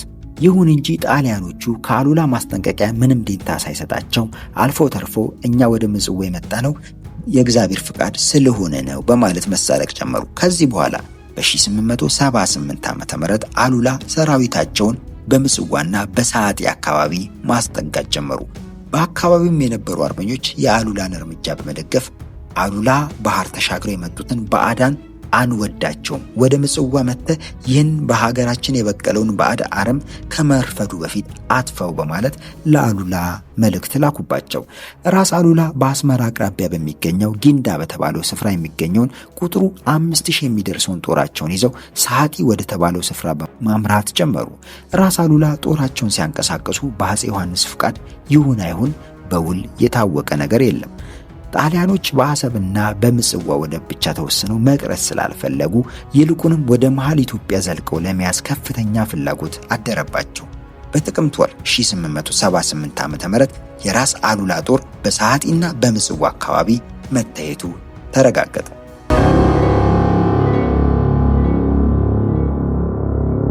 በራስ አሉላ ጦርና በጣሊያኖች መካከል የመጀመሪያው ግጭት የተደረገው ጥር 18 ቀን 1879 ዓ.ም ሳቲ በተባለው ስፍራ ሲሆን ጣሊያኖች የራስ አሉላን ጦር ተቋቁመው መለሱት። በሳቲ በተደረገው ውጊያ የራስ አሉላ ጦር ላይ ከበድ ያለ ጉዳት ደረሰ። ራስ አሉላ የተጎዳውን ጦራቸውን መልሶ በማቋቋም እና በማደራጀት ከጣሊያን ጦር ጋር በድጋሜ ውጊያ ገጠሙ። ጀግናው ራስ አሉላ ፈረሳቸውን ጭነው ጥር 28 ቀን 1879 ዓ.ም መሽጎ በተቀመጠው የኢጣሊያ ጦር ላይ በመዝመት ዶጋሊ በተባለው ስፍራ ላይ መሽጎ የነበረውን 500 የኢጣሊያ ጦር ገድለው ድልን በመቀዳጀት ስፍራውን ከጠላት ለማስለቀቅ ቻሉ። በዚህም ሽንፈት የተነሳ በኢጣሊያ ሀገር ታላቅ ሽብር ሆነ። በሁለተኛው ዙር የዶጋሊ ውጊያ ላይ የጣሊያን ጦር አዛዥ ጄኔራል ክሪስቶፎሪ ሲገደል 400 የጣሊያን ወታደሮችና 22 የጣሊያን የጦር መኮንኖች ተገደሉ። ይህን የተፈጠረውን ጠብ በሰላማዊ መንገድ ለመፍታት አጼ ዮሐንስና የኢጣሊያ መንግስት በየግላቸው የእንግሊዝን እርዳታ ጠየቁ። እንግሊዞች የላኩት አስታራቂ ሐሳብም በምላሹ ዮሐንስ በዶጋሊ ያደረሰው እልቂት የኢጣሊያን ይቅርታ እንዲጠይቅ ሆኖ ጣሊያኖች የያዟቸውን የኢትዮጵያ ግዛቶች ጸንተው እንዲቀጥሉና ይህንንም እንዲቀበል የሚል ሆኖ አረፈው። ይሁን እንጂ እንደዚህ አይነቱ ሐሳብ ማንም የተቀበለው አልነበረም። በዚህ ወቅት ነበር ጀግናው ራስ አሉላ ለተላከው አስታራቂ መልእክተኛ ጣሊያኖች ኢትዮጵያ ምድር ላይ የሚሰፍሩት እኔ የሮማ ሀገረ ገዢ መሆን የቻልኩ እንደሆነ ብቻ ነው በማለት በታሪክ ሲታወስ የሚኖረውን ድንቅ ንግግር የተናገሩት።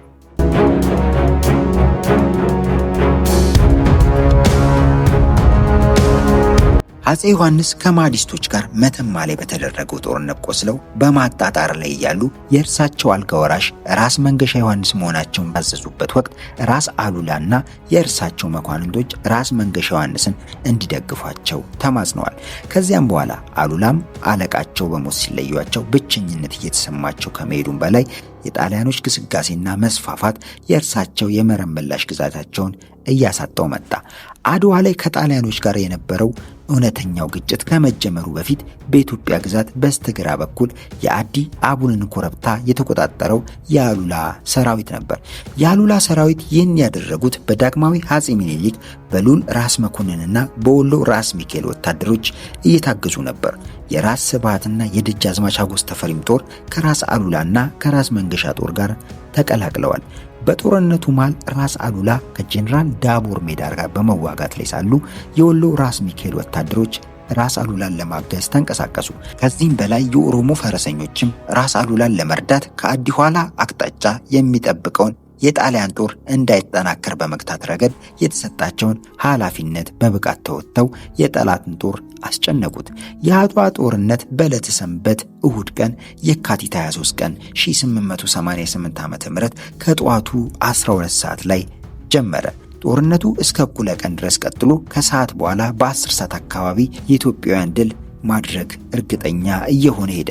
በዚህ ወቅት ከጦርነቱ የተረፉት የጣሊያን ወታደሮች ማፈግፈግ ሲጀምሩ ራስ አሉላ የሚያፈገፍጉትን የጣሊያን ወታደሮች ማርኮ ለመያዝ እንዲቻል የኦሮሞ ፈረሰኞች እንዲላኩላቸው ለአጼ ሚኒሊክ መልእክት ልከው ነበር። የኦሮሞ ፈረሰኞቹም ደርሰው ጠላትን መረብ ወንዝ ጫፍ ድረስ አባረሩ።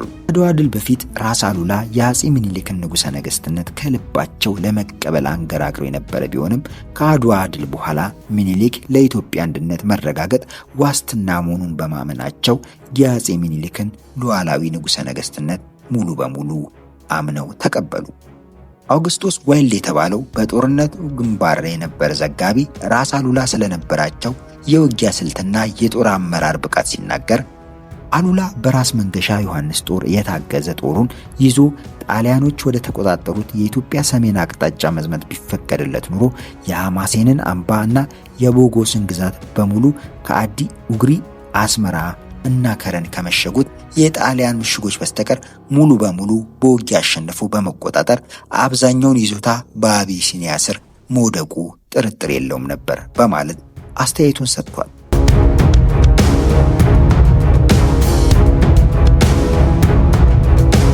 ራስ አሉላ በአድዋ ድል ከፍተኛ ደስታ የተሰማቸው ቢሆንም ቅሉ ጠላትነቱ ለኢትዮጵያ ብቻ ሳይሆን የግል ጠላታቸው የነበረው ጄኔራል ባራቴሪን ከነ ህይወቱ ማርከው ባለመያዛቸው ጸጸትና ቁጭት ይሰማቸው እንደነበር ይነገራል።